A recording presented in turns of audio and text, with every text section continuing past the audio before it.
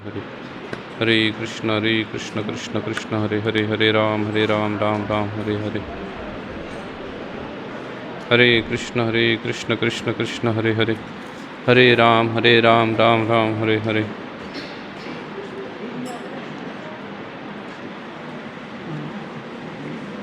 हरे कृष्ण कृष्ण कृष्ण हरे हरे, हरे राम राम राम हरे हरे। सभी लोगों को मेरी आवाज़ सुनाई दे रही है?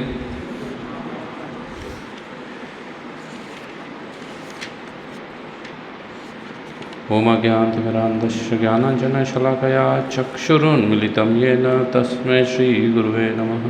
श्रीचैतन्यमनोभीष्टं स्थापितं येन भूतले स्वयं रूप कदा मह्यं ददाति स्वपदान्तिकं। वन्देऽहं श्रीगुरू श्रीयुतः पदकमलं श्रीगुरुर्वैष्णवाञ्च श्रीरूपं सागरजातं सहगण रघुनाथान्वितं तं सजीवं साद्वैतं सावधूतं परिजनसहितं श्रीकृष्णचैतन्यदेवं श्रीराधा कृष्णपादान् सहगण ललिता श्रीविशाखान्वितं च नमो विष्णुपादाय कृष्णपृष्ठाय भूतले श्रीमते भक्तिवेदान्तस्वामिनेति नामिने। नमस्ते सरस्वती देवे गौरवाणी प्रचारिणे निर्विशेष शून्यवादी पाश्चात्यदेशधारिणे। नमो महावदन्याय कृष्णप्रेमप्रदायते कृष्णाय कृष्णचैतन्य नामिने गौरतिशे नमः। हे कृष्णा करुणा सिंधु दीनबंधु जगत्पते गोपेश गोपिकाकांत श्रीराधाकांत नमस्तुते। तप्त कांचन गौरांगे श्रीराधे वृंदावनेश्वरी ऋषभानुसुते देवी प्रणमामि हरिप्रिय। वाञ्छा कल्पतरुभ्यश्च कृपा सिन्धुभ्येव च पतितानां पावनेभ्यो वैष्णवेभ्यो नमो नमः। जय श्री कृष्ण चैतन्य प्रभु नित्यानंद श्री अद्वैत गदाधर श्रीवासादि श्री गौरभक्तवृंद। हरे कृष्णा कृष्णा कृष्णा हरे हरे, हरे राम राम राम हरे हरे। हरे कृष्णा। आज के रामायण जीवन उपयोगी शिक्षा के द्वितीय कक्षा में मैं आप सभी लोगों का हार्दिक स्वागत करता हूं। आप में से कोई एक व्यक्ति बता सकता है हमने पिछले कक्षा में क्या देखा था? कोई एक व्यक्ति बोलेंगे? जी माता जी कहिएगा।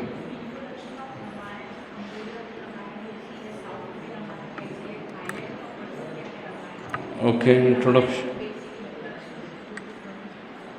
रामायण का इंट्रोडक्शन देखा था। और किसी को कुछ याद आ रहा है और क्या देखा था उसमें? ये सुना था जी। इतिहास और पुराण का डिफरेंस बताया था।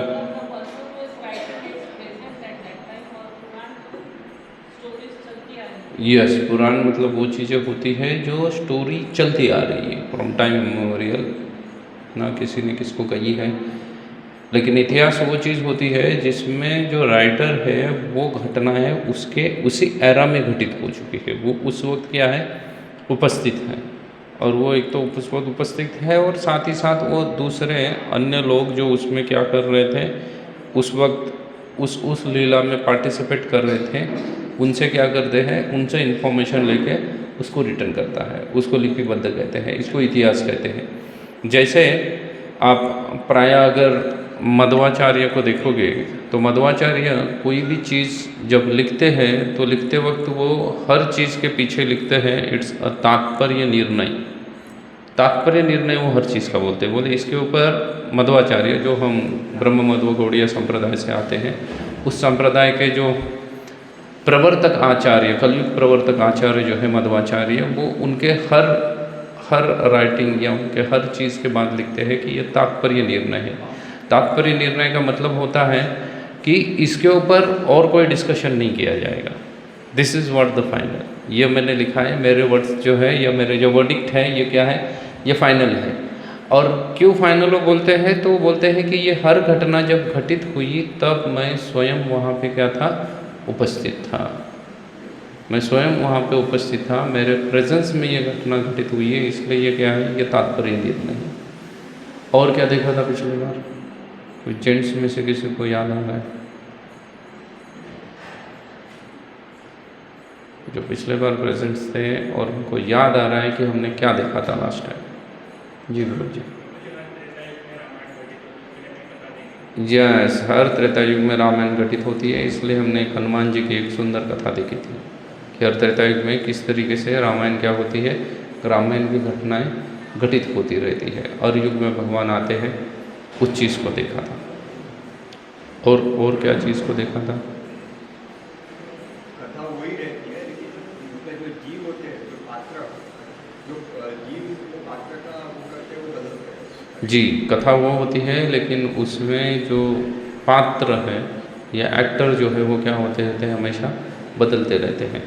नया एक्टर उसमें आ जाता है, नए एक्टर सम्मिलित होते रहते हैं। ये सब चीज़ें मोटा मोटी हमने लास्ट टाइम देखी थी, इंट्रोडक्शन रामायण के लिए। रामायण की कुछ पूर्व पीठिका है, उस पीठिका का वर्णन जब वाल्मीकि मुनि लिखते हैं तब वो लिखते हैं। ये सभी पूर्व पीठिका को वो क्या करते हैं, अयोध्या कांड में ही सम्मिलित कर देते हैं।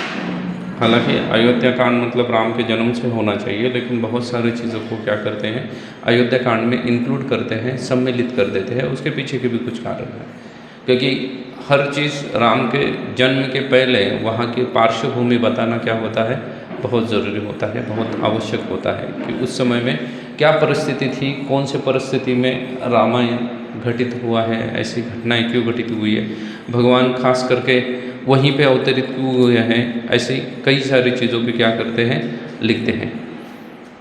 अभी यह रामायण की जो कथा है, ये रामायण राम जन्म के पहले कई सालों से चलता आ रहा है। ऐसा नहीं है कि भगवान रामचंद्र के जन्म के बाद वाल्मीकि जी ने रामायण लिखा और उसके बाद ही राम का महिमा चालू हो गया। इसके पहले भी राम का महिमा कई सारे लोगों के द्वारा क्या हुआ है, रचित है, गाया जा रहा है, बताया जा रहा है। नारद मुनि के अनुसार अगर रामचंद्र का महिमा देखा जाए तो चतुष्कुमारों ने रामायण नारद मुनि को बताई थी, और वही भगवान रामचंद्र का चरित्र नारद मुनि ने जाके वाल्मीकि जी को बताया।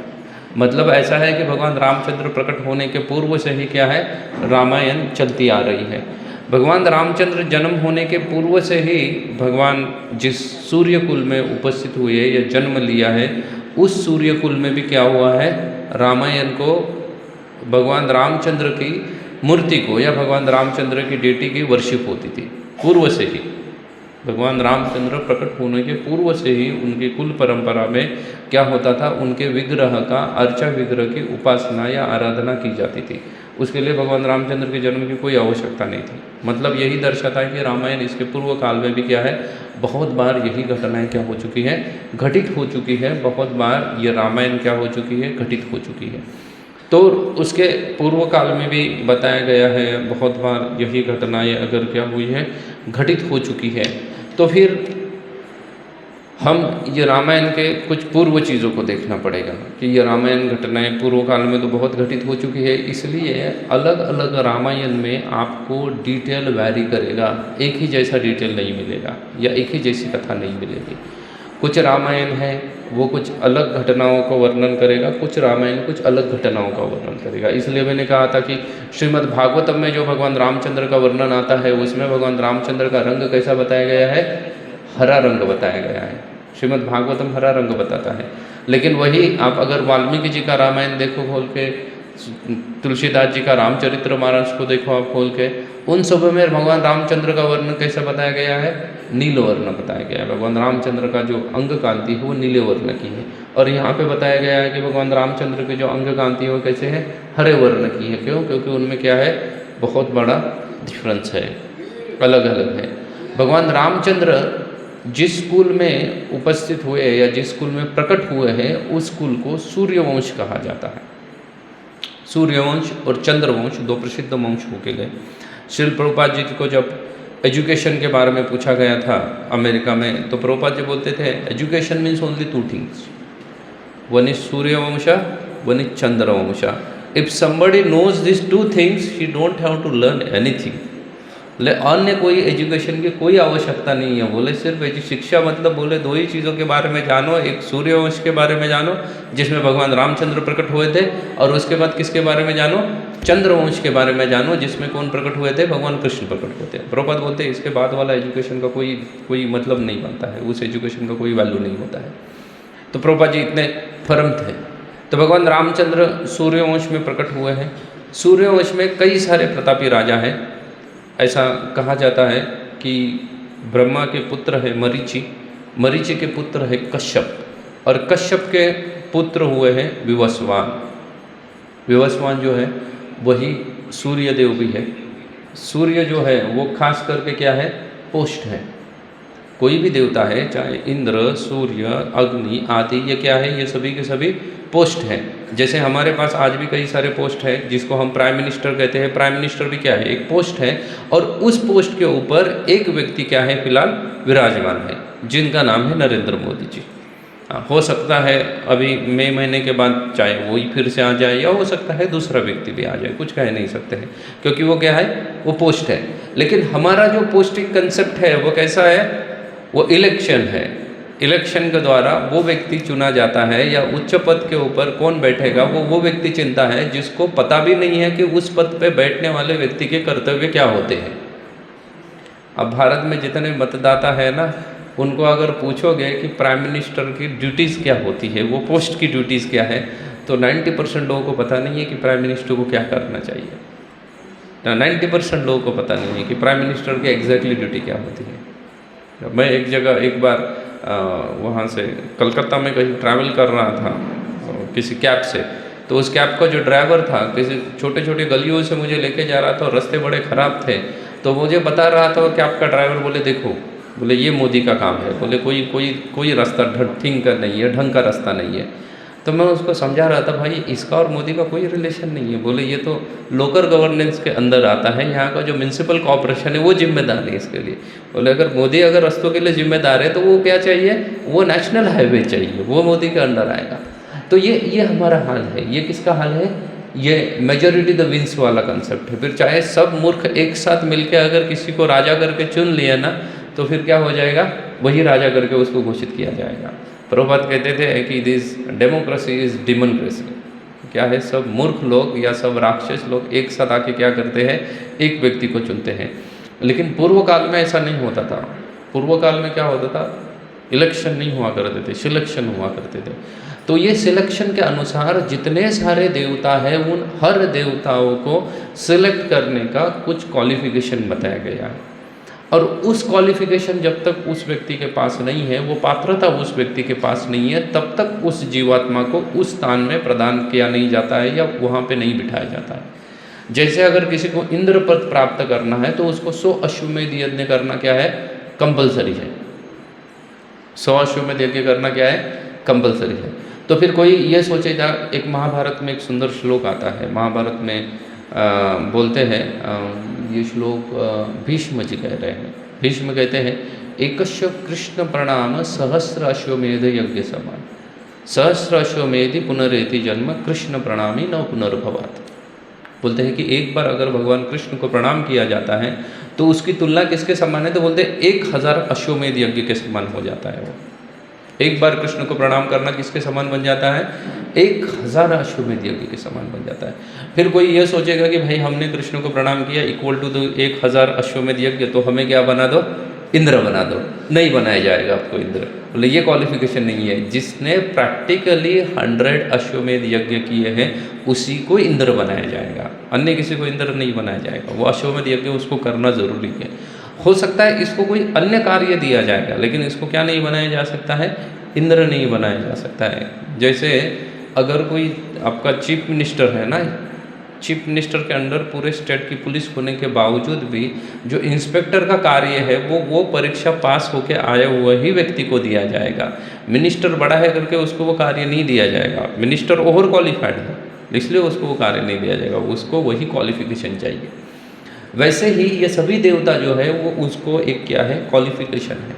तो अभी हम जिस मनवंतर में रह रहे हैं, जैसे मैंने पिछले बार भी बताया था, ब्रह्मा के एक दिन में 14 मनु होते हैं। तो अभी हम जिस मनवंतर में रह रहे हैं उस मनवंतर का जो सूर्य है इस मनवंतर में, उनका नाम क्या है? क्या नाम है? विवस्वान है। विवस्वान के पुत्र हुए वैवस्वत, इसलिए उनको वैवस्वत मनु भी कहा जाता है। तो अभी जो शासनकाल चल रहा है वो वैवस्वत मनु का शासनकाल है, और उनके समय में जो सूर्य जो देवता है वो है विवस्वान। चंद्र का भी अपना एक अधिष्ठांत देवता है, उसका नाम है शशि। शशि जो है वो चंद्र की पोस्ट संभाले हुए है। इंद्र भी एक पोस्ट संभाले हुए है, उनका नाम है पुरंदर। पुरंदर जो है, पुरंदर नामक व्यक्ति अभी इंद्र पद के ऊपर है। हम सिर्फ वो पोस्ट से जानते हैं कि इंद्र इंद्र इंद्र, लेकिन वो व्यक्ति जो है उसका नाम क्या है? उसका नाम पुरंदर है। जैसे प्राइम मिनिस्टर से पंतप्रधान जानते हैं, लेकिन उसका नाम नरेंद्र है, वैसे ही यहाँ पे कौन है? यहाँ पे पुरंदर है, वो इंद्र है। वैसे ही जो सूर्य है वो विवस्वान है, जो चंद्र है वो शशि है। ऐसे कई सारे देवता हैं। अच्छा, आगे आने वाले कई सारे, फिर उसके आगे भी कई सारे क्या आने वाले हैं? इसके आगे भी कई सारे मनवंतर आने वाले हैं, और उन मनवंतरों में कौन कौन देवता, कौन व्यक्ति कौन से पोस्ट के ऊपर बैठा रहेगा, इसके बारे में श्रीमद् भागवतम के अष्टम स्कंद में क्या किया हुआ है? डिटेल वर्णन दिया गया है। श्रीमद् भागवतम का अगर आप अष्टम खंड पढ़ोगे तो उसमें इन सब के बारे में लिखा हुआ है कि कौन व्यक्ति क्या करेगा, उसकी क्या जिम्मेदारी होगी। तो ऐसे ही विवस्वान होके गए हैं। विवस्वान के पुत्र हुए हैं इक्ष्वाकुल। इक्ष्वाकुल के आगे कई सारे राजा होके गए। उसके बाद एक प्रसिद्ध राजा है मानधाता, जिनका स्टोरी आपको फिर से श्रीमद् भागवतम के दशम स्कंद में मिलेगा। मानधाता के बाद आगे आते हैं मुचुकुंद। मुचुकुंद के आगे कुछ समय के बाद त्रिशंकु करके एक पुत्र उत्पन्न हुए। त्रिशंकु के कई सारे पीढ़ियों के बाद हरिश्चंद्र करके एक प्रसिद्ध राजा होके गए, जिनको हम सब लोग जानते हैं कि वो सत्यवादी थे। उनके पुत्र हुए हैं रोहित। उनके बाद इसी परंपरा में आए अंशुमान। अंशुमान के पुत्र हुए दिलीप। दिलीप के पुत्र हुए भागीरथ, जिन्होंने गंगा को क्या किया था? इस धरती के ऊपर लेके आए थे। भागीरथ के बाद फिर उसी कुल में जन्म लेते हैं महाराजा खटवांग। महाराजा खटवांग के पुत्र हुए दीर्घबाहु। दीर्घबाहु के पुत्र हुए महाराजा अज, और महाराजा अज के पुत्र हुए दशरथ। टोटल अगर ब्रह्मा जी से देखा जाए, ब्रह्मा, मरीचि, कश्यप और विवस्वान। ब्रह्मा के पुत्र मरीचि है, मरीचि के पुत्र कश्यप है, और कश्यप का जो पुत्र है उसको सूर्य बनाया गया, जिसका नाम है विवस्वान, जिसको सूर्य का क्या दिया हुआ है? इंचार्ज है वो। तो वहाँ से अगर ब्रह्मा जी से देखा जाए तो कहा जाता है कि भगवान रामचंद्र जो है वो रामचंद्र 61, अगर देखा जाए तो भगवान रामचंद्र का जो उस लिनिएज में जन्म हुआ है वो कौन से नंबर पे है? 61 नंबर पे है। कुछ अन्य ग्रंथकार है, उनके अनुसार कहा जाता है कि वो 65 नंबर पे है भगवान रामचंद्र, लेकिन मेजॉरिटी जितने सारे ग्रंथकार हैं वो किसको मानते हैं? वो 61 को मानते हैं, कि बोले नहीं, उनका जन्म जो है वो 61वें स्थान पे है भगवान रामचंद्र का। तो अलग अलग संत अलग अलग कल्प के अनुसार हो सकता है थोड़ा सा ऊपर नीचे, लेकिन उनका जन्म जो है वो 61 नंबर पे है भगवान रामचंद्र का। तो भगवान रामचंद्र अयोध्या नगरी में जन्म हुए हैं। अयोध्या नगरी की जो स्थापना है वो उसके पूर्व में ही क्या हुई थी? हो गई थी। अयोध्या नगरी में कुछ लोगों के अनुसार उसकी स्थापना स्वयं मनु ने की थी। विवस्वान मनु जो है वो वहीं से राज्य करते थे। उस नगरी के बारे में तो बहुत सारा शास्त्रों में वर्णन है, लेकिन हम उसके डिटेल में नहीं चले जाएंगे। लेकिन ऐसा कहा जाता था कि जो अयोध्या में रहने वाले लोग हैं वो काम, क्रोध, लोभ, मोह, मद, मात्सर्य आदि पीड़ा से क्या थे? मुक्त थे। उसके साथ साथ आदि दैविक, आदि भौतिक, आदि आध्यात्मिक, आदि कोई पीड़ा उनको नहीं होती थी। इसमें से उनको कुछ भी नहीं होता था। अयोध्या के बारे में कहा जाता था कि अयोध्या का एक रिजर्व रहता है, रिजर्व फूड स्टॉक। हमारे पास भी रिजर्व फूड स्टॉक होता है, क्या कहते हैं उसको? फूड कॉरपोरेशन ऑफ इंडिया ना, FC समथिंग, FC है, जो फूड कॉरपोरेशन ऑफ इंडिया है, उनके पास रिजर्व है कि अगर भारत में खाने पीने का, अनाज की अगर कमी हो जाए तो क्या किया जाएगा? वहाँ से दिया जाएगा।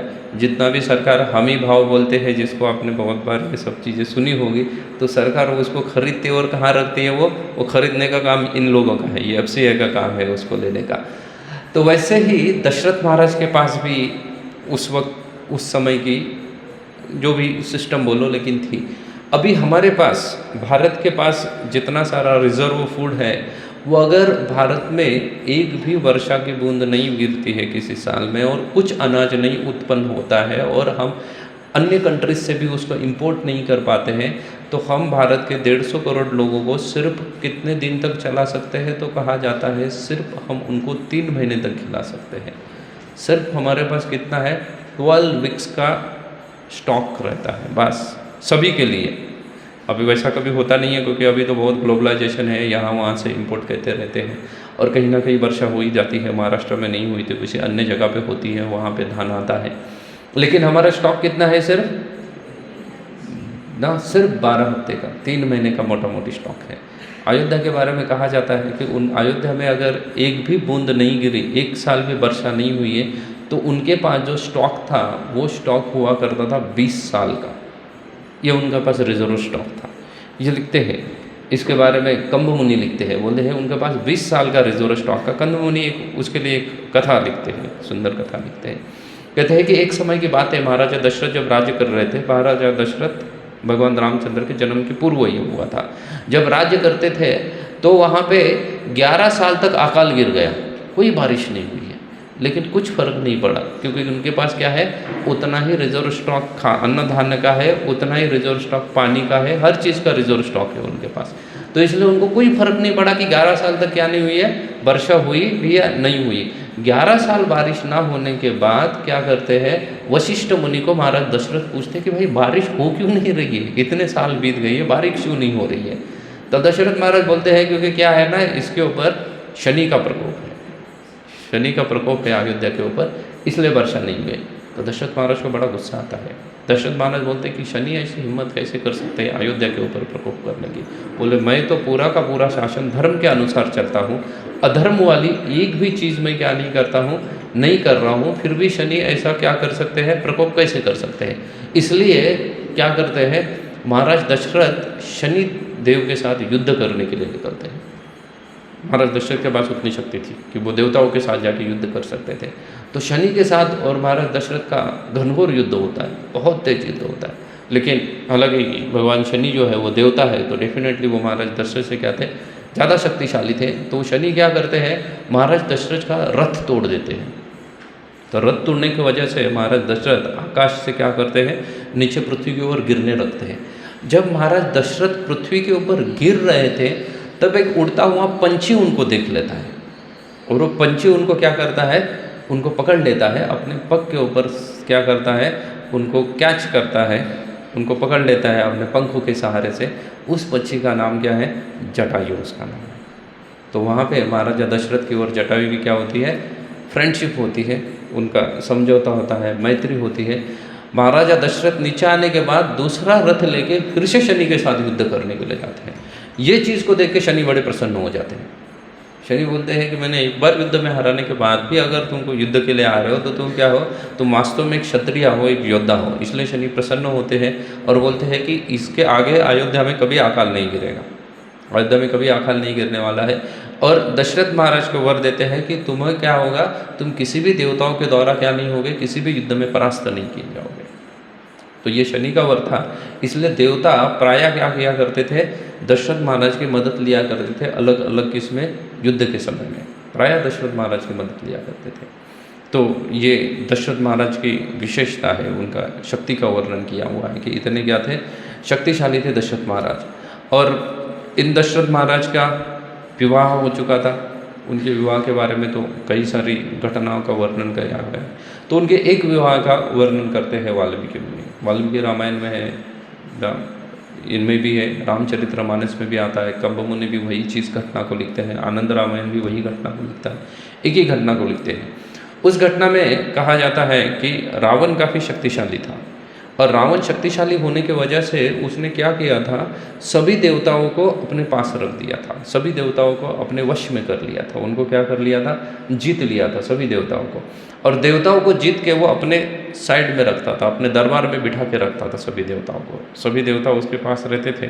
कभी कभी ब्रह्मा जी भी आया करते थे, क्योंकि ब्रह्मा जी ने ही रावण को वरदान दिया था, शिव जी ने भी रावण को वरदान दिया था।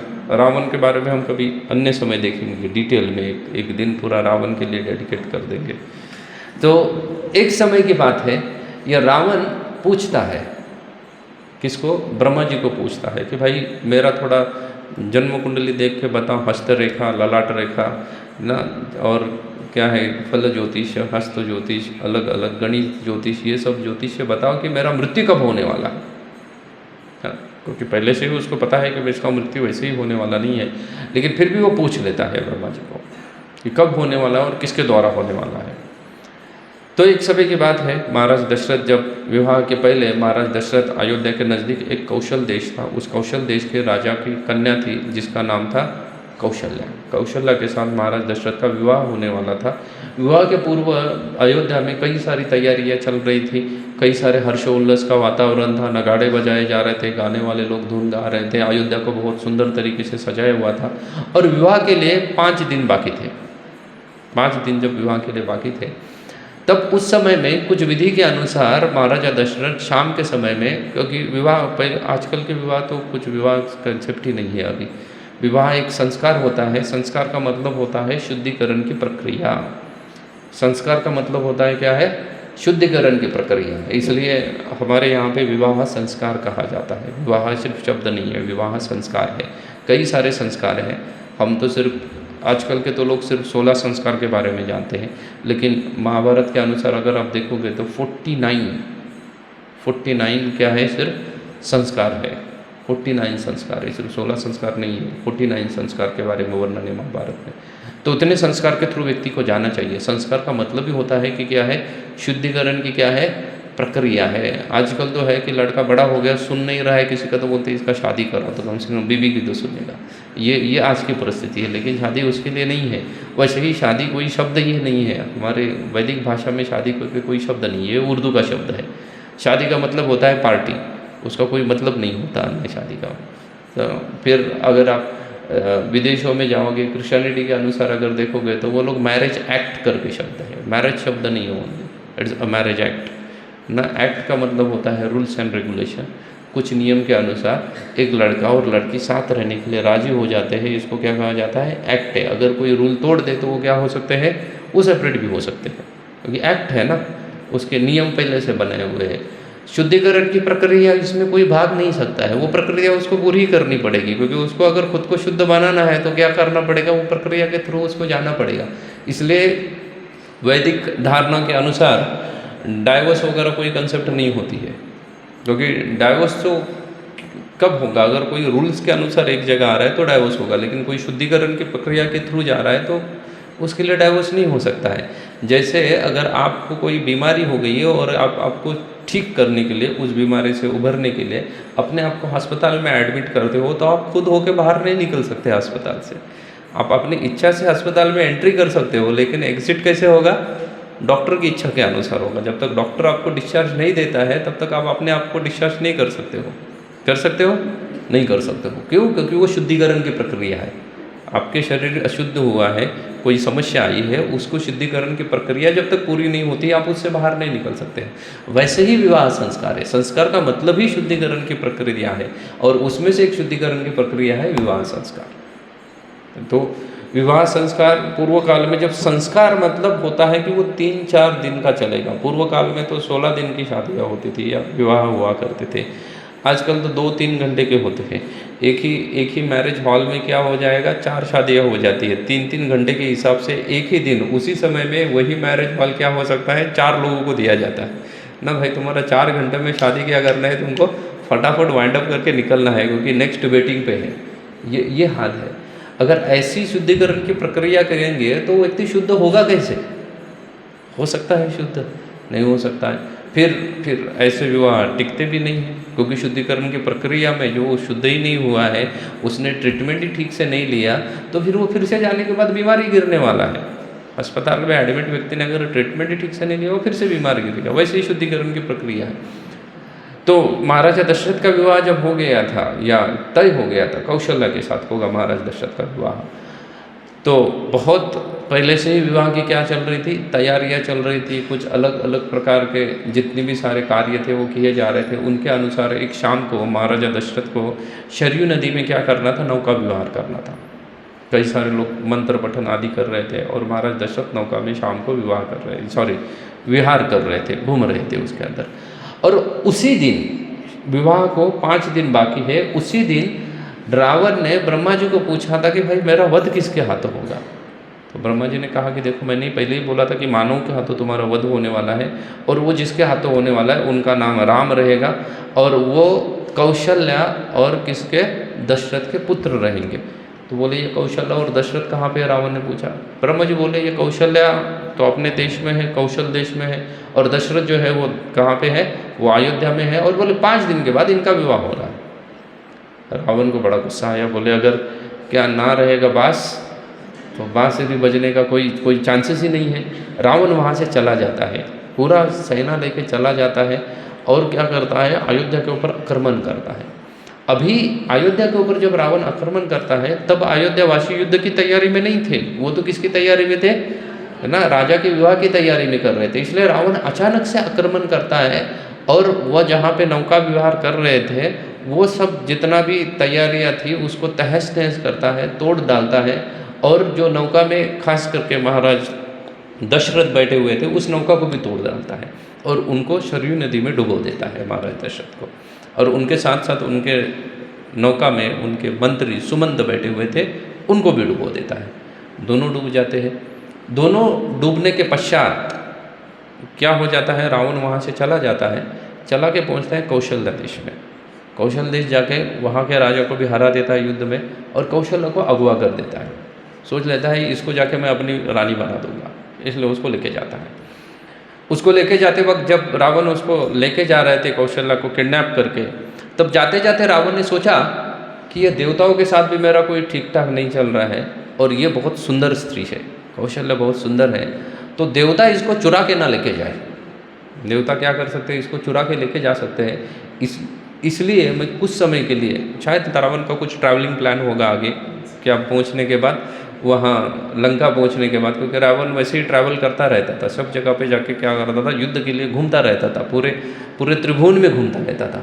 इसलिए वो सोचता है कि मैं इसको जाके क्या करता हूँ, वहाँ रखूँगा तो देवता चुरा के लेके जाएंगे। इसलिए समुद्र के ऊपर से उड़ते हुए एक तिमिंगला नामक मछली, जो कि राक्षस था, जो रावण का दोस्त था, उसके पास रख देता है। बोले एक पेटी में इसको बंद करता है और उसके पास रख लेता है, बोलती तू इसका क्या करेगा, रक्षा करेगा, जब तक मैं नहीं मांगता हूँ तब तक।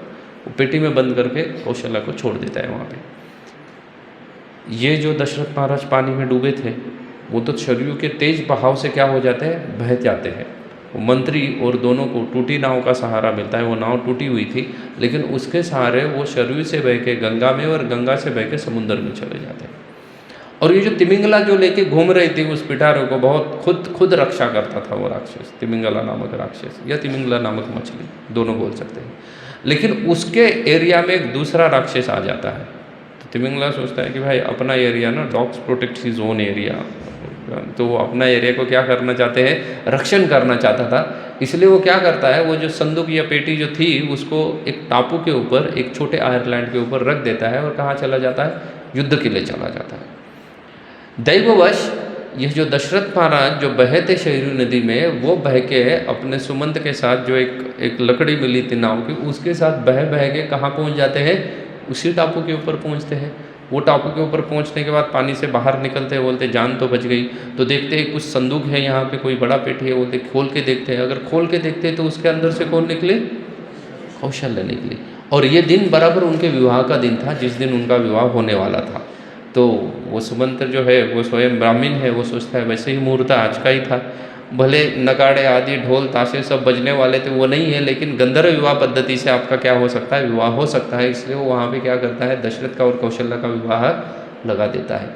उनको लगाने के बाद अभी कहाँ जाएंगे, कौशल्या उसको बताती है कि एक मछली लेके घूम रही है मुझे करके। तो वो तीनों मिलके उस पेटी में घुस जाते हैं और पेटी को बंद करते हैं। वो मछली उधर अपने दुश्मन का वध करती है, वो फिर से आ जाती है और ये पेटी को लेके फिर से क्या करती है, अपने कब्जे में ले लेती है।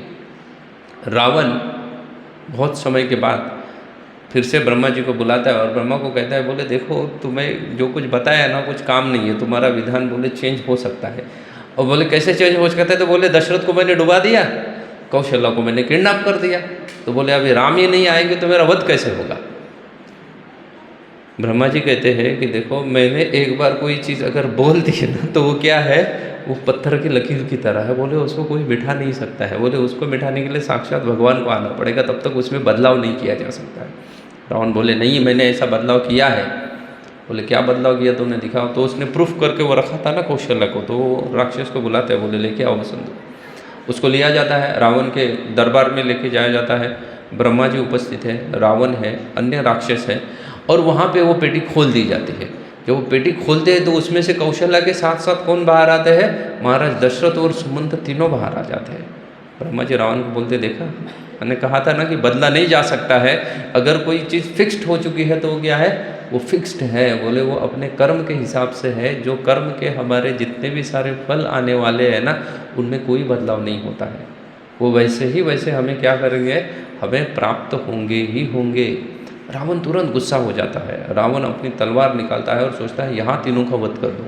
ब्रह्मा जी उसको सावधान कहते हैं। ब्रह्मा जी कहते हैं देखो, अगर तुम इनको वध करने का प्रयास करोगे ना, तो हो सकता है राम अभी प्रकट हो जाएंगे यहाँ पे और तुम्हारा वध हो जाएगा। तो बोले तुम्हारी आयु शेष है तो क्यों बेमौत मारा जाना चाहते हो तुम, तुम्हारा आयु और बहुत शेष है, तो तुम अपना पूरा आयु के बाद जब राम आएंगे और मारेंगे तब मारेंगे ना, आज ही क्यों मरना चाहते हो तुम राम के हाथों। ब्रह्मा जी का एडवाइस इस बार रावण समझता है, बोला ये बात भी सही है कि अभी क्यों मरना है। तो फिर रावण अन्य ब्रह्मा जी के कहने पे रावण कुछ अपने दूतों के साथ इनको कहाँ पहुँचा देता है, फिर से अयोध्या भेज देता है।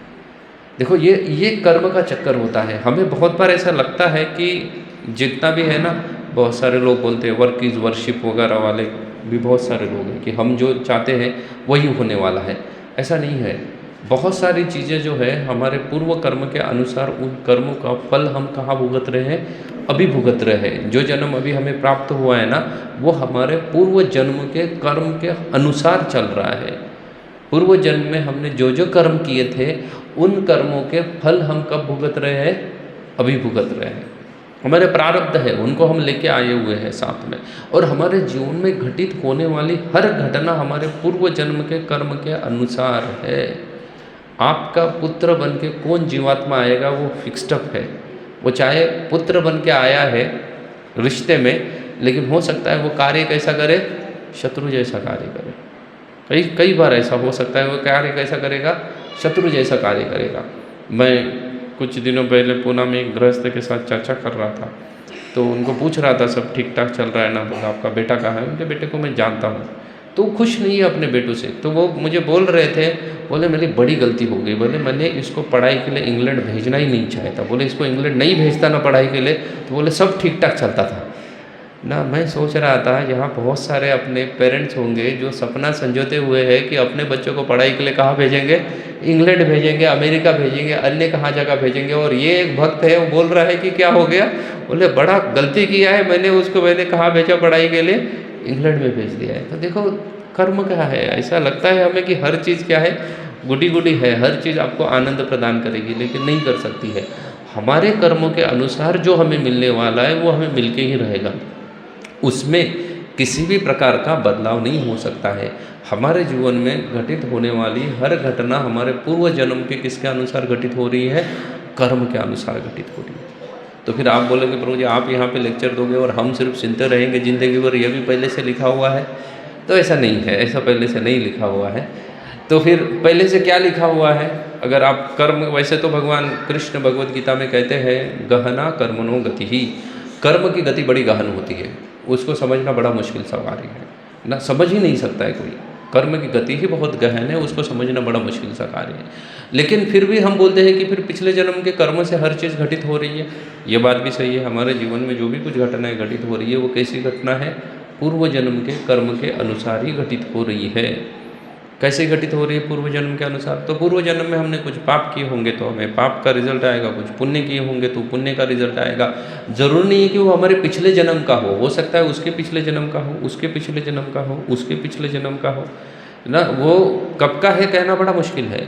एक समय की बात है जब सभी महाभारत का युद्ध होने के बाद कौरव सभी मारे जाते हैं और धृतराष्ट्र को मिलने के लिए कौन आते हैं, स्वयं कहीं पे कुछ महाभारत के एडिशन में लिखा है कि ये वेदव्यास जी बोल रहे हैं, कहाँ पे लिखा है भगवान कृष्ण स्वयं बोल रहे हैं। दो नहीं है, हमारे लिए तो शिक्षाप्रद है ये। तो तब धृतराष्ट्र पूछते हैं उनको कि बोलते हैं कि मेरा ऐसा कौन सा कार्य था कि मेरे 100 के 100 पुत्र मारे गए, एक ही झटके में आउट, 100 के 100 पुत्र एक ही युद्ध में मारे गए। ऐसा क्या काम किया था मैंने, इतना कौन सा गहन अपराध किया था, गहन पाप किया था मेरे हाथों से। तो वहाँ पे उनको बताया जाता है धृतराष्ट्र को कि बोलते हैं आज से 50 जन्म पूर्व, तुम्हारा अभी का जो जन्म है इसके कितने जन्म पूर्व, 50 लाइफ टाइम बैक, 50 जन्म पूर्व बोले तुम एक शिकारी थे, एक शिकार थे, जंगल में शिकार करते थे। तो शिकार के दौरान तुमने शिकार करने के लिए एक पंछी का क्या करना चाहा, शिकार करना चाहे, इसलिए तुमने क्या किया, बाण चलाए उस पंछी के ऊपर। लेकिन भाग्यवश वो पंछी उड़ गया, वो अपने घोंसले में बैठा था, लेकिन तुम्हारे बाण की वजह से उसका घोंसला क्या है वो टूट गया और नीचे गिर गया। नीचे गिर जाने की वजह से उसके 50 क्या थे उसके अंदर अंडे थे, वो सब अंडे फूट गए, उस पंछी के 50 बच्चे मर गए, अंडे फूट गए तो बच्चे ही नहीं। और बोले इसके पनिशमेंट के रूप में तुम्हारे 100 पुत्र मारे जाने क्या थे, आवश्यक थे, इसलिए तुम्हारे 100 पुत्र मर गए। धृतराष्ट्र तुरंत ना परफेक्ट क्वेश्चन परफेक्ट आंसर की तरह पर से एक नया परफेक्ट क्वेश्चन पूछता है। बोले तो इसके लिए इतना समय तक राह क्यों देखा गया, 50 जन्म, यार नेक्स्ट जन्म में दे देते थे मुझे तुरंत पनिशमेंट।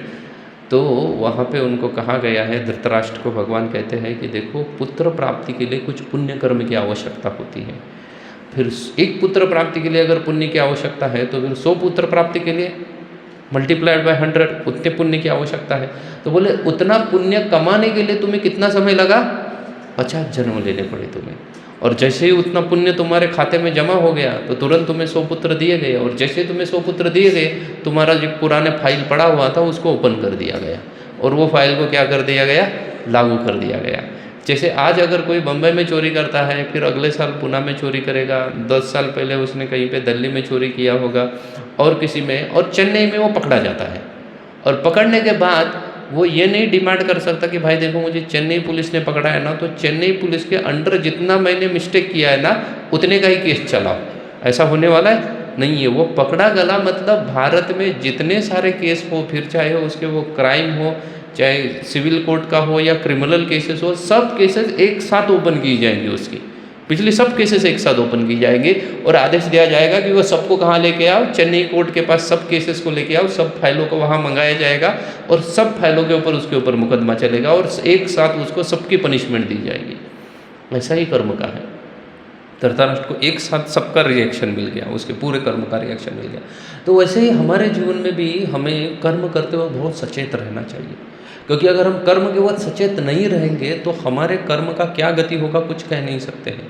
हमारे जीवन में अभी जो घटनाएं घटित हो रही है वो वैसे ही पूर्व जन्म की वजह से हो रही है। तो फिर अगर हमारे अगले जन्म हमें अच्छा बनाना है तो हमें क्या करना पड़ेगा, इस जन्म में अच्छे कर्म करना पड़ेंगे।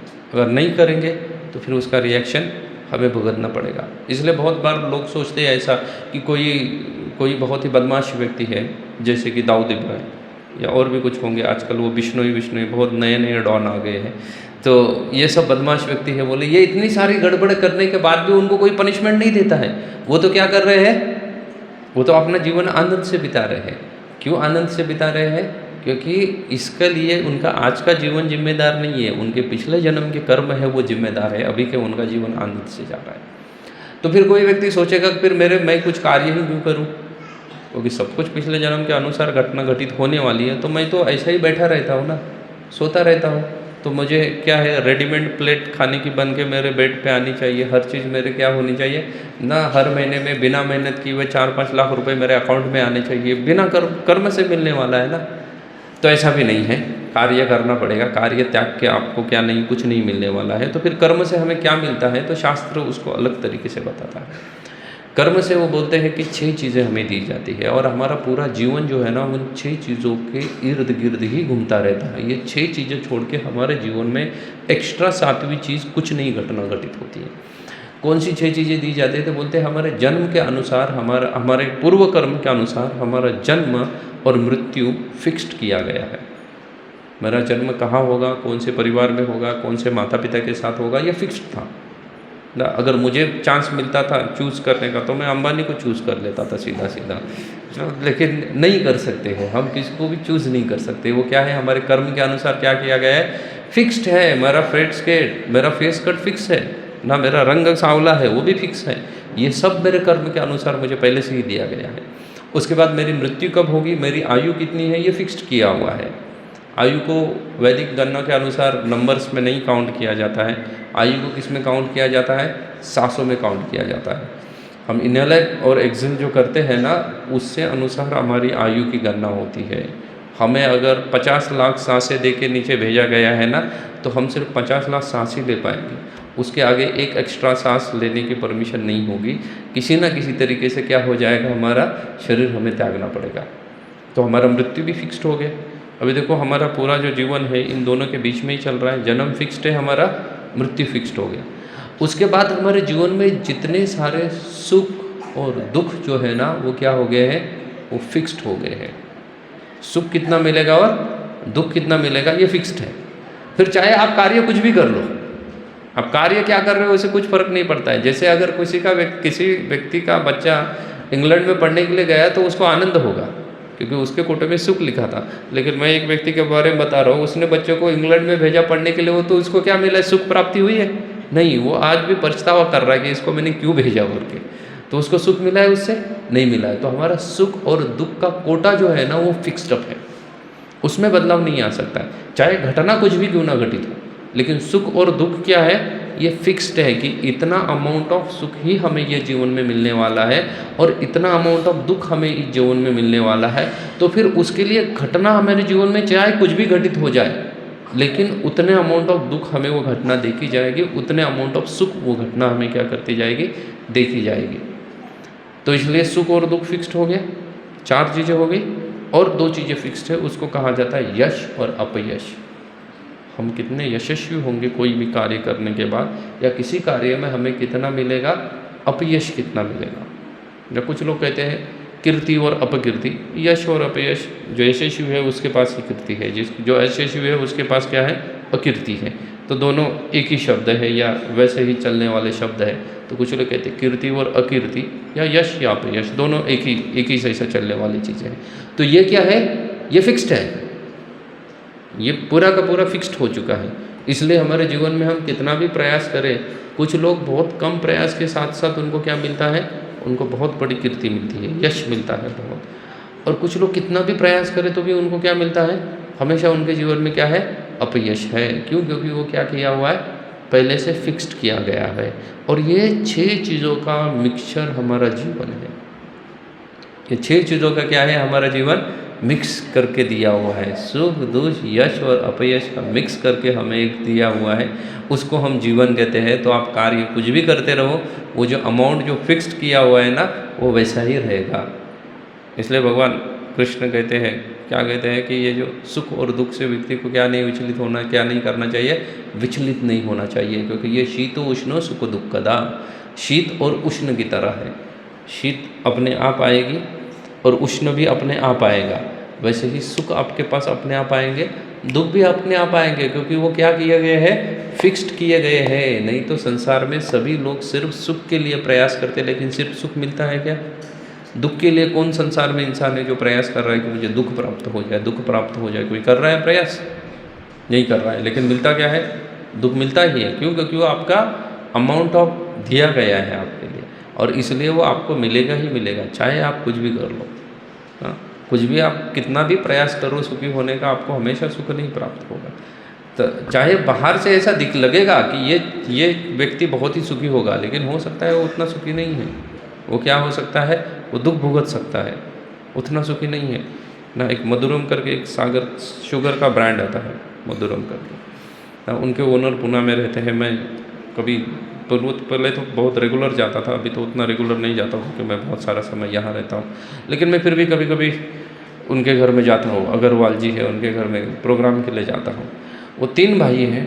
अभी मधुरम तो बड़ा ब्रांड है, बहुत सारा धनवान है वगैरह। वो तीनों मुझसे बोलते रहते, बोले देखो प्रभु जी, क्या बोले, नसीब है, अरे पूरे दुनिया को हम शक्कर खिलाते हैं, लेकिन हम तीनों भाई बोले डायबिटीज़ के मरीज हैं। हम सुबह लौकी का जूस पीते हैं, दोपहर में करेले का जूस पीते हैं, बोले रात में और कुछ तो जूस पियेंगे। उसके अलावा बोले जो हमने शुगर, हम ब्रांड है हमारा, जिसको पैक्ड भी करते हैं, तो बोले उसको टेस्ट के लिए हमने अन्य लोग रखे हुए, बोले हम टेस्ट तक नहीं कर सकते कि वो कैसा है करके। बोले बाकी लोग कहते हैं कि बोले बहुत अच्छी शक्कर रहे आपके ब्रांड की, बोले इसलिए हमें पता है अच्छा है, लेकिन बोले हम नहीं उसको खा सकते। बोले बाकी दुनिया को हम शुगर खिला रहे हैं लेकिन हम नहीं खा सकते। तो हमें बाहर से लग रहा होगा कि वो सुखी है करके, लेकिन वास्तव में सुखी नहीं है। वो क्या है, वो परेशान है अपने जीवन से ना। दुख उनके जितना है उनके पास, उतना दुख उनको क्या है, मिलना ही मिलना है। इसलिए रावण ये चीज़ को नहीं जानता था, वो ब्रह्मा के विधान को चैलेंज कर रहा था, लेकिन ऐसा नहीं होता है।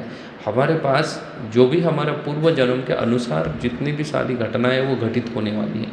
इसलिए अर्जुन को भगवान कहते हैं कि क्या तुम ज़्यादा क्या मत करो, इसके लिए चिंतित नहीं रहना चाहिए, क्योंकि वो क्या है, गहना कर्मणो गति, जो कर्म के हिसाब से है वो आता ही रहेगा, वो आता ही रहेगा। उसके लिए व्यक्ति को ज़्यादा चिंतित नहीं होना चाहिए, ना ही ज़्यादा दुखी होना चाहिए उस चीज़ के लिए, क्योंकि जितनी सारी दुख आने वाला है वो तो आने वाला है ना, उससे कोई ज़्यादा फर्क नहीं गिरने वाला है।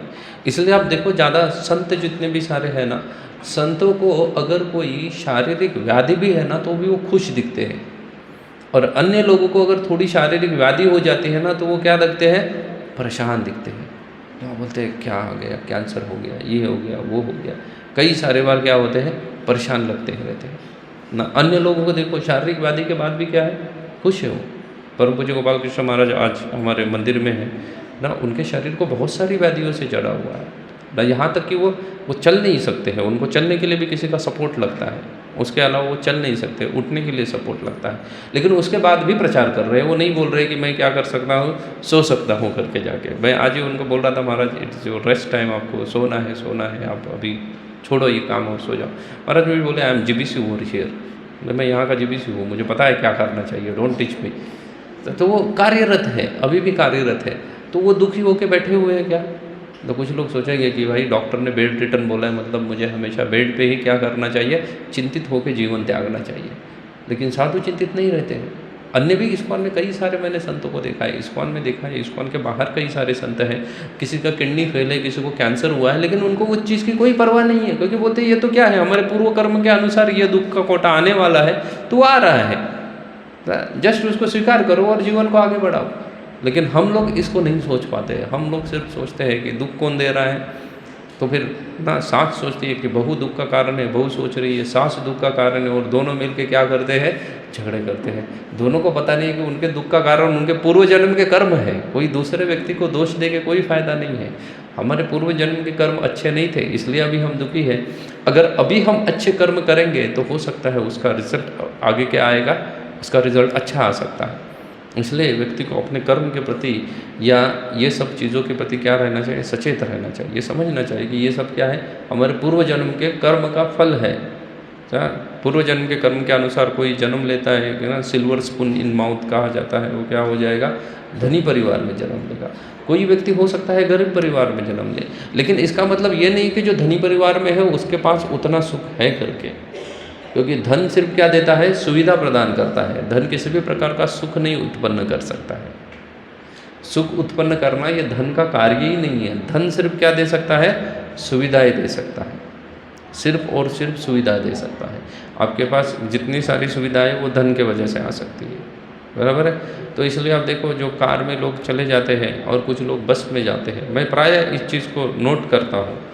जब कार चलाता रहता हूँ तो मैं बहुत बार नोट करता हूँ कि जो बस में ट्रैवल कर रहा है ना, वो व्यक्ति बड़ा खुश है, और मैं ट्रैफिक की वजह से परेशान हूँ ना, कि ट्रैफिक जाम हो गया है, गाड़ी कहीं से निकलने का कोई रास्ता नहीं दिख रहा है, यहाँ पे क्या करना पड़ेगा, रुकना ही रुकना पड़ेगा। आप देखो सब लोग बम्बई में ट्रैफिक से परेशान है, लेकिन बस में घूमने वाला देखो ट्रैफिक से परेशान नहीं है ना, क्योंकि वो पहले से ही उसको पता है कि जाने के लिए 2 घंटा लगने वाला है। मैं बस में बैठा हूँ, यहाँ से कहीं पे भी जाओ 2 घंटा, वो माइंड में सोच के ही बैठा कि क्या होने वाला है, 2 घंटा लगने वाला है। इसलिए उसको कोई दुख है क्या, नहीं है। वो अपने सफ़र को क्या कर रहा है, वो सफ़र का आनंद उठा रहा है। लेकिन हम कार लेके निकलते हो, सोचते हैं मैं तो पर्सनल गाड़ी से जा रहा हूँ, आधा घंटे में पहुँच जाऊँगा, और बराबर वहाँ पे कितना समय लगता है, 2 घंटा लगता है। और कार चलाने वाला बेचारा कार में बैठ के परेशान है, और वो बस में बैठने वाला एंजॉय कर रहा है। देखो 2 घंटा वो आनंद में बिठाता है, और ये 2 घंटा कैसे बिता रहा है, दुख में व्यतीत कर रहा है। क्यों? क्योंकि इसके कोटे में दुख था। भले ये मर्सिडीज से जाए, BMW से जाए, फरारी से जाए, और कोई कार लेके आ जाए, लेकिन इसके पास था क्या, उतना दुख लिखा हुआ है उसके पास, इसलिए वो उसमें बैठ के भी कैसा रहेगा, दुखी रहेगा ना। पूरा AC कार में बैठा हुआ है, अच्छा ठंडा हवा ले रहा है, उसके बाद भी क्या कर रहा है, दुखी है। और वो वहाँ पे पसीना पहुँच रहा है, अपना रुमाल ना जेब से निकाल निकाल के, फिर भी क्या कर रहा है, सफ़र को एंजॉय कर रहा है, कोई दुख नहीं है उसको, वो सफ़र को एंजॉय कर रहा है। तो ये हाल है ना। प्राय मैं ट्रेन से ट्रैवल करता हूँ, कोई ट्रेन अगर रात को कहीं 12 बजे पहुँचने वाली, वो लेट हो जाती है तो लोग परेशान हो जाते हैं, बोले ट्रेन लेट हो गई ना। एक ने मुझे पूछा, मैं कलकत्ता जा रहा था, एक ट्रेन पहुँचनी चाहिए थी दोपहर रात को 2 बजे, तो मैंने देखा आजकल तो बहुत सारे ना ऑटोमेटेड ऐप वगैरह आ गई है, तो ये ट्रेन लेट चल रही है और वो सुबह 5 बजे पहुंचने वाली है। तो मेरे आजू बाजू के जितने पैसेंजर थे सब परेशान थे, ट्रेन लेट हो गई लेट हो गई। तो एक व्यक्ति ने देखा कि मैंने तो अपना बेडिंग लगा दिया, चादर उधर सेट कर दी और मैं सोने के लिए निकल रहा हूँ। तो वो व्यक्ति मुझे पूछा कि महाराज आपको परेशानी नहीं लग रही? मैं बोला अच्छा है, लेट हुई। बोले रात को मैं कहाँ जाता था कलकत्ता में इतना लेट उतर के 2 बजे ये ट्रेन। बोले मेरे पास कोई ऑप्शन नहीं था इसलिए मैंने ये ट्रेन चूज़ किया, लेकिन रात को 2 बजे वहाँ मुझे क्या मिलने वाला था। उससे अच्छा है कि ये 5 बजे पहुँच जाएगी, सब ट्रांसपोर्ट पब्लिक ट्रांसपोर्ट चालू हो जाएगा, मैं समय पर पहुँच जाऊँगा। मुझे बोल रहा है ये बात भी सही है। बोले वैसे हमारे वहाँ जाने के लिए भी कुछ नहीं है उतरने के बाद रात को 2 बजे। जैसे जिनकी भाई फिर क्यों परेशान है, सो जा तू भी ना, क्यों इतना परेशान हो रहा है जीवन में। तो हमें हमारे जीवन में कोई कारण नहीं हो सकता है फिर भी हम दुखी हो सकते हैं। सब कुछ ठीक ठाक होने के बावजूद भी व्यक्ति दुखी हो सकता है, और किसी व्यक्ति के जीवन में कई सारी परेशानी होने के बाद भी आप देखो वो व्यक्ति आनंदित लगता है आपको। क्यों? क्योंकि उसके जीवन में क्या है, उतना सुख का कोटा दिया हुआ है ना। धन आना नहीं आना, इसका बहुत बार तो लोग तो पहले तो यही पूछते हैं अपना हाथ दिखाते कि बोले बताओ इसमें धन लिखा हुआ है। धन कहीं नहीं लिखा हुआ है हाथ में, क्योंकि आपका हाथ में पूर्व जन्म से तो सुख और दुख लिखा हुआ है ना। धन थोड़ा लिखा हुआ है कितना आएगा। अगर धन आएगा भी तो क्या करोगे? अगर दुखी दुख लिखा हुआ है तुम्हारे जीवन में, तो धन आके भी तुम क्या रहने वाले हो? दुखी रहने वाले हो, सुखी नहीं हो सकते हो। और किसी के जीवन में अगर आनंद ज़्यादा लिखा हुआ है तो फिर उसके पास धन हो या ना हो कुछ फर्क नहीं पड़ता है। कुछ फर्क पड़ने वाला है? कुछ फर्क नहीं पड़ता है, वो वैसे ही आनंदित रहने वाला है। चाहे उसके पास धन है चाहे उसके पास धन नहीं है, वो आनंदित ही रहने वाला है। और जिसके पास धन है लेकिन उसके पास आनंद का कोटा ही नहीं लिखा हुआ है, आनंद उसके जीवन में था ही नहीं उसके पूर्व जन्म के कर्म के अनुसार, तो धन आके भी वो दुखी हो सकता है। इसलिए आप लोग हर चीज़ को धन के कैलकुलेशन से तोलने का प्रयास मत करो, क्योंकि धन सिर्फ क्या लेके आएगा? सुविधा लेके आएगा, सुख नहीं लेके आ सकता है। तो इसलिए आप देखो सुविधा के हिसाब से कई सारे लोगों के पास, हम लोग भी उनमें से कई सारे लोगों को जानते हैं, सबके पास अपना बड़ा बंगलो होगा या बड़ा फ्लैट है, खुद का बेडरूम है, पर्सनल बेडरूम है, उसके सभी साउंड प्रूफ, उसके क्या है सब विंडोज सब साउंड प्रूफ बना के रखे ताकि कोई गाड़ी का आवाज़ ना आ जाए। लेकिन उस बेड पे पड़ के भी वो रात भर जग रहा है, उसको कोई नींद नहीं आ रही है। पिल्स ले लेके पिल्स ने भी काम करना बंद कर दिया, नींद की गोलियां भी अभी उसके ऊपर काम नहीं कर रही, और वो क्या है? वो परेशान है। कहाँ पे? सब सुविधा होने के बावजूद भी परेशान है, उसको नींद नहीं आ रही। लेकिन आप लोगों ने कभी नोटिस किया, रेलवे प्लेटफॉर्म के ऊपर कई सारे बेगर्स रहते हैं और वो खर्राटे मार सकते हैं, जबकि इतनी बड़ी ट्रेनें उसके बाजू से धड़ धड़ धड़ धड़ गुजर रही है, इतने ज़ोर ज़ोर से आवाज़ कर रही है, लेकिन वो क्या कर सकता है? वहाँ पे शांतिपूर्वक सो सकता है, क्योंकि उसके जीवन में सुख का कोटा क्या है? लिखा हुआ है। और कुछ लोगों के जीवन में सुख का कोटा उतना लिखा हुआ नहीं है। तो ये रावण का हाल है। उसको भी ये चीज़ समझ नहीं आ रही थी, तो उसने फाइनली दशरथ महाराज को भेज दिया। दशरथ महाराज ने फिर से एक बार कौशल नरेश के साथ, अपनी उनकी बेटी है कौशल्या के साथ विवाह किया। ये विवाह अयोध्या में संपन्न हुआ। कौशल नरेश को एक ही लड़की थी, इसलिए उसने अपनी बेटी के साथ साथ अपना जो राज्य है वो भी उनको सौंप दिया। इसलिए उस दिन से या उस समय से जो कौशल नरेश वासी है वो भी अपने आप को सूर्यवंशी कहने लगे। अब ये जो कौशल नरेश है, आप आज की परिस्थिति में अगर देखा जाए तो बहुत बार कहा जाता है कि ये छत्तीसगढ़ का हिस्सा है। अभी का जो छत्तीसगढ़ है वो कौशल देश का हिस्सा कहा जाता है। वहाँ पे रामनामी संप्रदाय आज भी प्रसिद्ध है। अभी आप कभी गूगल के ऊपर रामनामी ढूंढोगे तो आपको बहुत सारे ऐसे लोग मिलेंगे जिनके पूरा चेहरे से लेकर शरीर के हर पार्ट के ऊपर राम राम राम राम लिखा हुआ मिलेगा आपको। आप चाहे तो गूगल को पूछो रामनामी करके, आपको कई सारे उनके इमेजेस देखो, उनके फ़ोटोज़ आपको मिलेंगे जहाँ पे क्या लिखा हुआ है? राम। चेहरे पे नाम लिखा हुआ है, हाथों में राम लिखा हुआ है, बॉडी का कोई अंग वो छोड़ते नहीं है जहाँ पे राम का नाम नहीं लिखा हुआ है। डेफिनेटली अभी ऐसे लोग कम रह गए, क्योंकि उनमें भी क्या है, कलयुग घुस गया है। तो अभी बहुत सारे लोग कहाँ लिख देते हैं, कहीं तो शरीर में एक जगह पे हाथ पे राम लिखते हैं, क्योंकि परंपरा को क्या करना है? मेंटेन रखना है। लेकिन कुछ पुराने लोग हैं, बूढ़े लोग आज भी जीवित है छत्तीसगढ़ के उन प्रदेशों में, जिनके पूरे शरीर के ऊपर राम नाम लिखा होगा। राम राम करके पूरा शरीर में कोई अंग उन्होंने छोड़ा नहीं शरीर का जिस पे राम नहीं लिखा हुआ है। ये रामनामी संप्रदाय वाले हैं। तो कहते हैं कौशल देश वहाँ था। उसके बाद फिर दशरथ महाराज ने सुमित्रा के साथ विवाह किया और फिर उसके साथ साथ उन्होंने कैकेयी देश की कन्या कैकेयी के साथ विवाह किया। कैकेयी के साथ विवाह करने के बाद इन तीनों में कैकेयी जो है वो थोड़ी ज़्यादा सुंदर थी, दिखने के लिए कैकेयी ज़्यादा सुंदर थी। इस कैकेयी को छोड़ के दशरथ महाराज की अन्य कंब ऋषि के अनुसार दशरथ महाराज की अन्य 350 विवाह हो चुके थे। दशरथ महाराज की 350 अन्य बीवियाँ थी। तो इस पत्नी की इन तीनों को मिला के दशरथ महाराज की टोटल 353 पत्नियाँ थी। ये कंब मुनि कहते हैं। आनंद रामायण इससे और आगे बढ़ता है। आनंद रामायण तो कहता है कि बोले ये 700 है, ये संख्या जो है ना उनकी पत्नियों की वो कितनी है, 703 उनकी संख्या है। कंब मुनि कहते हैं कितनी संख्या है, 353, मतलब अलग ये 3 मुख्य पत्नियाँ और उसके साथ साथ अन्य 350 पत्नियाँ हैं।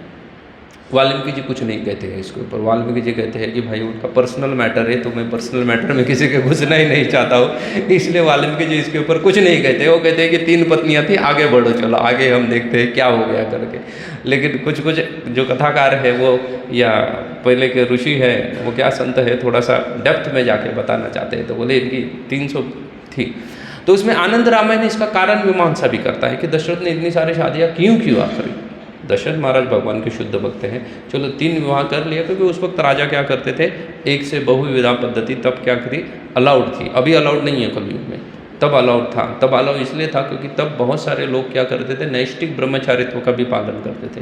आजकल कोई ब्रह्मचारी बनना ही नहीं चाहता है, तो इसलिए तब नैष्टिक ब्रह्मचारी भी बहुत सारे लोग बनते थे। फिर एक क्षत्रिय क्या करता था, बहुविवाह पद्धति करता था।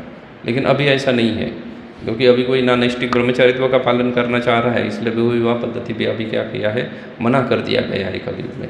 लेकिन उस वक्त में था। तो फिर कंब ऋषि नहीं, आनंद रामायण इसकी कारण मीमांसा करता है कि क्यों इतने सारे विवाह करने पड़े दशरथ महाराज को। तो एक बहुत सुंदर कारण देते हैं उसके पीछे। बोलते हैं उस समय में और एक भगवान के शक्तावेश अवतार थे जिनका नाम था परशुराम। और परशुराम जी ने यह शपथ ली थी कि मैं सभी क्षत्रियों को क्या करूँगा, नष्ट कर दूंगा। कोई क्षत्रियों को यहाँ पे पृथ्वी के ऊपर रहने नहीं दूंगा, क्योंकि उसके पीछे बहुत अलग कहानी है, हम उधर नहीं जाएंगे। लेकिन ये क्या था, ये परशुराम की प्रार्थना थी कि क्षत्रियों को नष्ट करना है। फिर परशुराम जी को अगर क्षत्रियों को नष्ट करना है तो फिर दशरथ भी तो क्षत्रिय है, अयोध्या भी तो क्षत्रिय राज है, तो उनके ऊपर भी अटैक करना चाहिए। लेकिन उसके साथ साथ परशुराम की और भी एक प्रार्थना थी। उसमें परशुराम जी बोलते हैं कि अगर कोई राजा विवाह संस्कार के लिए बैठा हुआ है, विवाह मंडप में बैठा हुआ है, तो फिर मैं उसके ऊपर क्या नहीं करूँगा, उसका वध उस दिन नहीं करूँगा, किसी अन्य दिन करूँगा। क्योंकि अभी कहाँ बैठा है वो विवाह संस्कार में बैठा है, उसका विवाह चल रहा है, यज्ञ आदि चल रहा है, मंत्रोच्चारण आदि चल रहा है, तो उस दिन उसको नहीं मारूंगा, मैं नेक्स्ट दिन आके उसको मारूंगा। यह परशुराम का क्या था, ऐसी एक अद्भुत तरीके का उनकी प्रार्थना थी, यह अद्भुत तरीके का उनका प्रण था कि सभी क्षत्रियों को तो मारूंगा, लेकिन जो विवाह कर रहा है उसको नहीं मारूंगा। तो आनंद रामायण कहता है, क्योंकि आनंद रामायण ने तो 700 लिखा है, कंब मुनि ने 350 लिखा है, तो आनंद रामायण कहता है कि दशरथ को मारने के लिए परशुराम जी ने 700 अटेम्प्ट किए थे। कितने बार अटेम्प्ट किया है, 700 टाइम अटेम्प्ट किया। ये दशरथ महाराज को ये सब पता था, इसलिए वो दशरथ महाराज द्वार कहा जाता है कि अयोध्या में, ये आनंद रामायण कह रहा है कि अयोध्या में क्या है, ये विवाह मंडप हमेशा रेडी रहा करते थे। उसके क्या जितने पंडित आदि क्या है उनको परमानेंटली सैलरी देके दशरथ महाराज ने रखा था। और कुछ जासूस किसके पीछे लगा के रखे थे, परशुराम के पीछे लगा के रखे थे। और जैसे ही उन जासूसों से या उनसे क्या सूचना मिल जाती थी कि परशुराम जी अभी अयोध्या आ रहे हैं, तुरंत दशरथ महाराज एक कन्या ढूंढ लेते थे और जाके कहाँ बैठ जाते थे, विवाह मंडप में जाके बैठ जाते थे। बेचारे जो परशुराम जी आते थे, देखते थे ये आइटम तो क्या गया, वेस्ट गया, बोले नेक्स्ट टाइम अब देखेंगे, अभी तो चला जाता हूँ दूसरी जगह, नेक्स्ट टाइम फिर से देखता हूँ। तो ये कारण बता दे कि इसलिए अब क्या है, दशरथ महाराज के इतने विवाह हुए हैं। इसलिए नहीं कि वो इंद्रिय तृप्ति करना चाहते थे इसलिए उन्होंने इतना विवाह किया, लेकिन सिर्फ किसके लिए, ये परशुराम के अटेम्प्ट से बचने के लिए उन्होंने क्या किए थे, इतने सारे विवाह किए थे। कंब रामायण के अनुसार तो बोलते हैं 350 बार क्या किया था, प्रयास किया था दशरथ को मारने के लिए। अन्य रामायण बोल रहा है, आनंद रामायण बोल रहा है कि 350 बार नहीं, 700 टाइम क्या किया था, अटेम्प्ट किया था या प्रयास किया था उनको मारने का। लेकिन जो भी है, लेकिन कारण तो आप लोगों के समझ में आ गया कि क्यों इन्होंने इतने विवाह किए। वो है उसके पीछे मूल कारण कौन है? उसके पीछे मूल कारण जो है वो परशुराम जी है, उनके इतने सारे विवाह होने के पीछे। अभी इतने सारे विवाह तो हो गए, और उसके बाद क्योंकि उसके पूर्व ही उन्होंने शनिदेव को युद्ध में हराया था। दशरथ महाराज ने हराया नहीं था, लेकिन दोस्ती हो गई थी, और शनि से आशीर्वाद उनको प्राप्त था कि कोई देवता उनको युद्ध में नहीं हरा सकता है। तो देवता अच्छे से जानते थे अगर देवता इनको युद्ध में नहीं हरा सकता है, इसका मतलब है कि राक्षसों के साथ भी युद्ध करने के लिए क्या रहेंगे? उतने ही शक्तिशाली रहेंगे, क्योंकि कोई देवताओं को युद्ध में हरा सकता है तो वो राक्षसों को भी हरा सकता है, साधारण सी बात है। इसलिए प्रायः देवता उनको किस लिए बुलाया करते थे? युद्ध में बुलाया करते थे। दशरथ महाराज को प्रायः देवता युद्ध में बुलाया करते थे। तो ऐसा ही एक युद्ध की परिस्थिति थी, और दशरथ महाराज को तो क्या फुल कॉन्फिडेंस था कि वो जीत ही जाएंगे हर युद्ध में। तो कई बार वो अपनी प्रिय पत्नी, प्रिय मतलब जो सुंदर है, जिसके प्रति वो थोड़े ज़्यादा आसक्त थे, कई को क्या किया करते थे? साथ में लेके जाते थे, कहाँ पे भी युद्ध में जाते थे तब। तो ऐसे ही कई सारे युद्ध वो उसको साथ में लेके गए थे। ये कई की भी एक विशेषता है, कई बचपन से ये बदमाश थी ना। जब वो अपने पिता के घर पे थी तभी भी कैसे थी? तभी भी बदमाशी थी। और फिर बाकी तो रामायण कई के बदमाशी की वजह से घटनाएं कई सारी घटित हुई है रामायण में, लेकिन वो पहले से बदमाश थी। जब वो बच्ची थी तभी भी ऐसी थी, बदमाशी हुआ करती थी। तो एक समय की बात है जब कई छोटी थी और अपने पिता के घर में रहती थी। कई नरेश के पास रहा करती थी, अपने पिता के साथ रहा करती थी। क्षत्रिय राजा हैं, क्षत्रियों के घर में कई बार किनका आना जाना लगा रहता है? ऋषि मुनियों का आना जाना लगा रहता है, ये साधारण सी बात है। तो ऐसे ही उसके घर में एक कई नरेश के घर में एक महानतम संत आए थे। कहाँ पे लिखा है? कंबम ने लिखा है कि कोई संत आए थे, ऋषि आए थे। आनंद रामायण बोलता है कि दुर्वासा ही आए थे, चलो कोई भी आया था, लेकिन एक संत आए हुए थे उनके घर में। और राजा ने उनका आदर सत्कार किया, उनको भोजन आदि करने के बाद विश्राम करने के लिए कहा। तो वो संत जो ऋषि थे वो विश्राम कर रहे थे। विश्राम करते वक्त पूर्व काल में ऋषि दंड रखते थे, याद है ना? एक दंड रखते थे ताकि उनके माला को, अभी क्या है हमारी माला की झोली आ गई तो हम झोली में हाथ डाल के माला जप करते रहते हैं, लेकिन पूर्व में ऐसी झोली तो कहाँ ऋषि के पास झोली वगैरह होगी। तो प्रकांड बैरागी है, जंगल में रहने वाले, तो वो क्या करते थे? माला जमीन पे ना लगे इसलिए एक दंड रखा करते थे, उसके ऊपर हाथ रख के जप किया करते थे। इसलिए वो दंड हमेशा साथ में लेके घूमते थे, जैसे हम पोटली लेके घूमते हैं। तो दंड साइड में रखा हुआ था, ऋषि सो रहे थे। कई बच्ची है, लेकिन कैसी बच्ची है ये? थोड़ी बदमाश बच्ची है। तो कई पढ़ रही थी, अभी छोटी है तो स्कूल विल तो पढ़ाएंगे उसको, तो पढ़ रही थी। तो पढ़ते पढ़ते उसके दिमाग में क्या आया? कई के देखो, कई ने पढ़ते पढ़ते अपना शाही जो है ना, उससे वो लिखने के लिए उसको शाही दिया गया था पढ़ने के लिए, वो जाके उसने वो ऋषि के मुख को लगा दिया। उसका पूरा मुंह क्या कर दिया? काला कर दिया ऋषि। तो उसने कई ने सोचा अच्छा पेंटिंग बोर्ड है, तो क्या कर दिया? उसके मुख को पूरा काला कर दिया वो ऋषि के मुख को, और उसका दंड लेके भाग गई वहाँ से। साइड में दंड था, वो लेके भाग गई। ऋषि जब उठे तो उन्होंने देखा उनके मुंह को पूरा क्या लगा हुआ है? शाही लगी है, काला कर दिया है, और वो दंड भी गायब है। और कई हंस रही है, क्योंकि वो बार बार आके देख रहे थे ना कि रिजल्ट क्या आएगा, इसको जब पता चलेगा कि इसका मुंह को मैंने क्या कर दिया है, अच्छे से मेकअप कर दिया है। तो ऋषि को जब देखता है और ये बच्ची देखता है जो हंस रही है, ऋषि तुरंत समझ जाते हैं कि ये बच्चे ने कहा किया हुआ है। तो वो ऋषि उसको श्राप देते हैं कि भविष्य में तुम्हें भी ऐसा कार्य करना पड़ेगा जिस कार्य की वजह से तुम्हारा भी मुख क्या हो जाएगा? मेरे मुख की तरह काला हो जाएगा। उसको श्राप दिया हुआ था, इसलिए कई ने ऐसा किया। वो मंथरा के इन्फ्लुएंस में आई थी, क्योंकि क्या था उसको श्राप था वो ऋषि का कि तुम्हारा भी मुख क्या हो जाएगा? ऐसे ही काला हो जाएगा। तो कई बड़ी डर गई। अभी कई ने सोचा कि ये तो एक शाप हो गया, अब ये ऋषि दंड ढूंढेगा तो दंड भी मैंने गायब करके रख दिया है इसका, तो और एक शाप ना मिले, इसलिए कई क्या करती है? वो दंड को लेके आती है और ऋषि को क्या करती है? बहुत प्रेम से प्रदान करती है। जब ऋषि को दंड मिल जाता है तो ऋषि है ना, महात्मा जनरली ज़्यादा समय तक अपने गुस्से को क्या करते हैं? बनाए नहीं रखते हैं। बहुत तुरंत ही गुस्सा उनका क्या हो जाता है? छोड़ देते हैं गुस्से को। तो बड़े प्रसन्न हो गए, उनको बड़े दया भी आ गई कई कि बोले बच्ची है, दंड भी मेरा वापस दे दिया। तो उन्होंने उसको आशीर्वाद दिया कि बोले तुमने अपने दाहिने हाथ से, राइट हैंड से दिया ना, उसने दंड बोले दे दिया है मुझे, इसलिए तुम्हारा जो दाहिना हाथ है ना वो वज्र के इतना शक्तिशाली हो जाएगा। कितना शक्तिशाली होगा तुम्हारा राइट हैंड? उसमें वज्र की इतनी स्ट्रेंथ रहेगी तुम्हारे राइट हैंड में। ये कई को दिया हुआ वरदान था ऋषि के द्वारा। फिर कैकेयी का विवाह होता है, बड़ी बन जाती है, शायद फिर थोड़ी सुधर गई होगी, क्योंकि पहले ही क्या है ना, कारनामे उसके बचपन के अच्छे नहीं थे, तो फिर इसलिए दशरथ महाराज के साथ उसका विवाह होता है। दशरथ महाराज उसको कई बार युद्ध में लेके जाते हैं। तो ऐसे ही एक समय में देवासुर संग्राम में लेके गए थे, और युद्ध में दशरथ महाराज युद्ध करते करते उनके रथ का जो धुरा है ना, वो धुरा टूट गया। धुरा होती है कपलिंग, दो रथ को जोड़ने वाला ना, उसको धुरा कहते हैं, धुरी या धुरा, जिसके ऊपर टिका हुआ रहते हैं चीज़ें, तो वो धुरी टूट जाती है और वो दशरथ के ध्यान में नहीं है। कुछ लोग कहते हैं कि उनके रथ का जो धुरा टूटने की वजह से वो जो पहिए है वो घूमेंगे नहीं, और अगर पहिए नहीं घूमेंगे तो फिर युद्ध लड़ना क्षत्रिय के लिए बड़ा मुश्किल सा कार्य है। तो वो पहिए जहाँ पे टूट गए, ऐसा कहा जाता है स्थल पुराण के अनुसार, वो एरिया है ना, अभी पूना सिटी में आता है। पूना में चाकन करके एक एरिया है, it's part of the city. तो वहाँ पे आप अगर जाओगे तो वहाँ के कई सारे पुराने लोग हैं, जो पुराना गांव है, वहाँ पे एक रामचंद्र का सुंदर मंदिर भी है। मैं एक बार गया था वो मंदिर में, तो वो लोग यही कहानी बताएंगे, बोले ये घटना यहाँ घटित हुई थी। तो वो जो ना पहिया है उसको मराठी में चाक कहते हैं, इसलिए बोले इस एरिया का नाम तब से बोले चाकन है।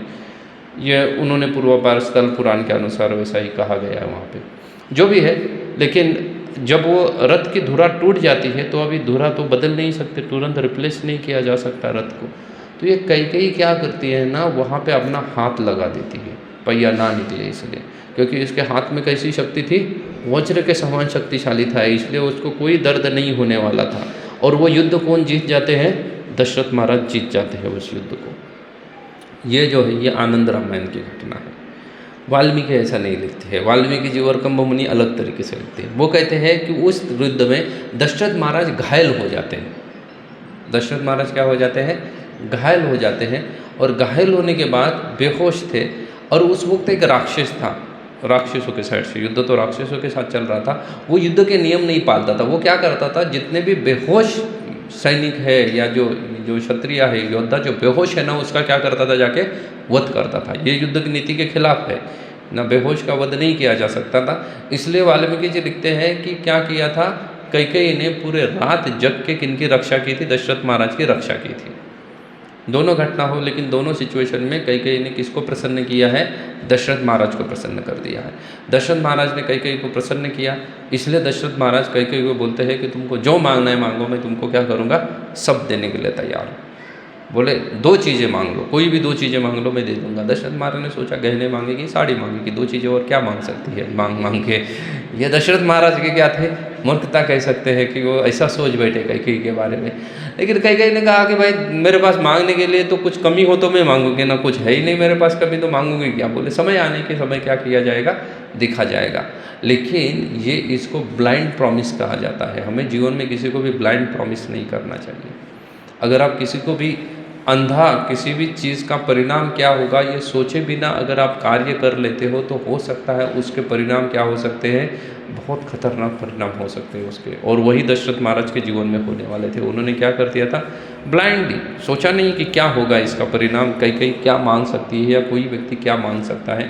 हम भी बहुत बार लोगों को ऐसा ही बोल देते हैं, हमारे जीवन में हम भी बहुत बार बोल देते हैं। किसी ने अगर कुछ हमको बोल दिया कि भाई हमारे प्रोग्राम का इनविटेशन कार्ड है, आ जाओ, हम बोलते हैं हाँ पक्का आ जाएंगे। हमारे मन में पता है हमको नहीं जाने वाले उसके प्रोग्राम, फिर भी क्या बोल देते हैं, उसको प्रॉमिस कर देते। तो पहली बार झूठ बोल दिया पक्का आएंगे, जबकि तुमने सोच के रखा है कि इस दिन मेरे पास कुछ अन्य कार्य करने के लिए मैं नहीं जा सकता हूँ, लेकिन फिर भी एक बार झूठ बोल दिया। अच्छा, उसके बाद फिर वो बंदा पूछेगा भी आपको कि आपने तो बोला था कि पक्का आऊँगा, क्यों नहीं आए। फिर और एक झूठ बोलना पड़ता है कि ये कार्य कुछ अचानक से निकल गया, इसलिए मैं क्या किया, नहीं आ पाया। तो ये ब्लाइंड प्रॉमिसेस होते हैं। हमें जीवन में कभी भी किसी को क्या नहीं करना चाहिए, सोचे बिना सोचे समझे किसी भी चीज़ का वचन नहीं देना चाहिए, या कोई भी चीज़ नहीं बोलनी चाहिए। ज़्यादा से ज़्यादा आप मैं प्रयास करूँगा ये बोल सकते हैं, हम आने का प्रयास करेंगे करके, प्रयास फेल हो सकता है। ये प्रयास में दोनों हो सकता है, या सक्सेस भी हो सकता है या फेल्योर भी आ सकता है। लेकिन हमें किसी को भी कोई भी चीज़ ब्लाइंडली कन्फर्म्ड नहीं बोलनी चाहिए कि मैं आपके लिए ये करूँगा ही करके। अगर ऐसा हम कर देते हैं तो फिर ये दशरथ महाराज की तरह क्या हो जाएंगे, फंस जाएंगे हम लोग, क्योंकि दशरथ महाराज भविष्य में जाके क्या करने वाले, फंसने वाले हैं। तो यहीं तक मेरी वाणी को मैं विराम देता हूँ। इसके बाद फिर दशरथ महाराज और भगवान रामचंद्र का जन्म के बारे में हम नेक्स्ट इसमें देखेंगे। नेक्स्ट कथा में नेक्स्ट सैटरडे को देखेंगे। हरे कृष्णा। किसी का कोई प्रश्न है अगर